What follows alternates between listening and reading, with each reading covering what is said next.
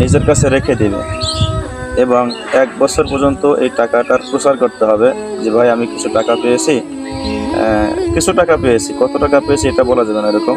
তাহলে তো কেউ এসে বলতে পারে যে আমার টাকা হারানো গেছে, এরকম বলতে পারে।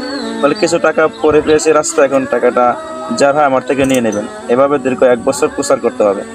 প্রচার করার পরে যদি এর ভিতরে টাকার প্রকৃত মালিক না আসে, তবে সেক্ষেত্রে এই টাকা খাওয়ার মতো যারা উপযুক্ত, অর্থাৎ যারা সদকা খেতে পারে বা জাকাত ফিতরা খেতে পারে, এমন ব্যক্তিকে টাকাটা সদকা করে দিবে। আর যদি এমন ব্যক্তি নিজে হয় যিনি টাকা পেয়েছেন, তিনিও যদি হয়, তা তিনিও সদকা হিসাবে খেতে পারবে, এতে কোনো সমস্যা নেই। তো হারানো টাকা, মানুষের হারানো টাকা বা রাস্তায় পড়ে যাওয়া টাকা, এটা মসজিদে দেওয়া যাবে না, বরং এটা কোনো মিসকিন বা কোনো অভাবী ব্যক্তিকে দিয়ে দিতে হবে, অথবা নিজে অভাবী হলে সে এটা খেতে পারবে। এটাই হলো মাসালা।